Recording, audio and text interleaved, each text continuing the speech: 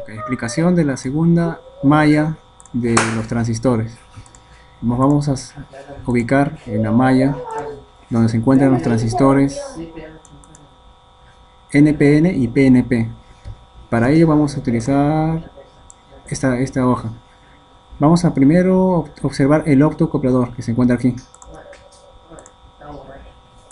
El que está aquí, el optocoplador. Este optocoplador, cuando recibe intensidad de luz a través de la base, va a entrar en saturación. Al entrar en saturación, este nodo va a pasar a tierra. Al estar ese nodo a tierra, el 12 voltios, la corriente que pasa va a pasar a través de R4. R4 va a ir a tierra, es por eso que la gráfica se muestra aquí. R4 es el opto, este opto ha entrado en saturación. Eso quiere decir que el voltaje entre colector y emisor es igual a 0. Y la corriente que debe circular a través del opto, cuando sucede esto, según la hoja debe ser de 2 miliamperios. En resumen, tenemos un circuito que es la fuente, 12 voltios, la resistencia R4 y la corriente que debe ser de 2 miliamperios. Para hallar la resistencia sería voltaje entre la corriente, que es 2 miliamperios, resulta 6 kiloohmios. Ese es el valor de la resistencia R4.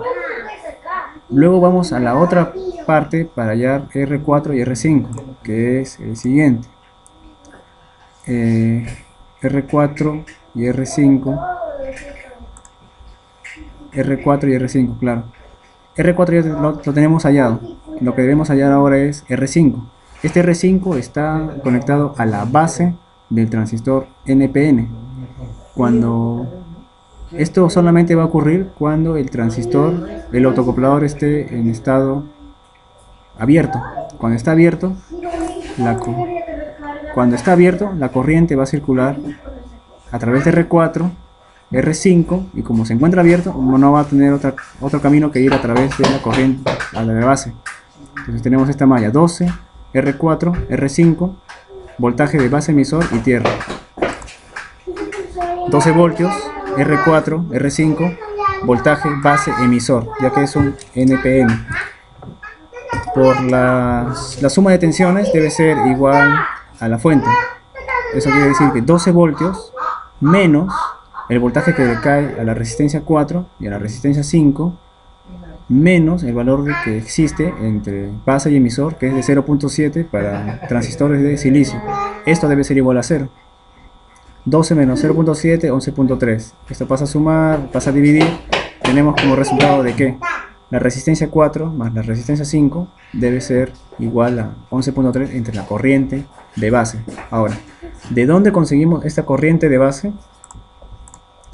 Esa corriente de base se va a determinar a través del transistor cuando ha pasado a saturación. Es decir, este nodo va a pasar a tierra y va a trabajar con 12 voltios y la resistencia R6. 12 voltios, la resistencia R6.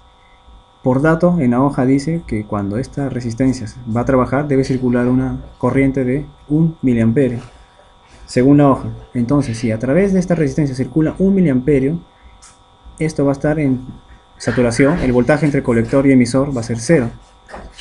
Esto obliga a que en la resistencia R6 sea 12 voltios entre 1 miliamperio, va a ser igual a 12K. Entonces la resistencia R6 va a valer 12K. Por definición se sabe que para que el transistor esté correctamente en saturación, la corriente de colector entre la corriente de base debe ser igual a 10. Sabemos la corriente de colector, que es en este caso 1 miliamperio. 1 miliamperio entre 10 obtenemos el valor de la corriente de base. Esta corriente de base nos va a permitir hallar el valor de las resistencias.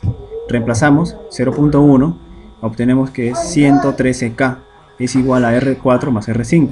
Pero R4 lo habíamos hallado anteriormente, lo que significa que R5 va a ser igual a 113 menos 6K, que es 107K. Para finalizar, el otro transistor, el de aquí, el del tipo PNP, también debemos hallar la resistencia R7. Para hallar esa resistencia debemos hacer lo siguiente. Vamos a trabajar con la malla de emisor base. Voltaje de 12 voltios, emisor base, resistencia R7 y tierra. Esto va a pasar cuando el transistor Q2 ha conmutado a saturación, es decir, este nodo lo ha pasado a tierra. Cuando pasa a tierra es que se va a ver la malla de 12, emisor base, R7 y tierra. 12, emisor base, R7 y tierra. El motor debe funcionar con una corriente de 150 miliamperios. Eso quiere decir que es la corriente que pasa por el colector, por el emisor y el colector, que es en esencia lo mismo.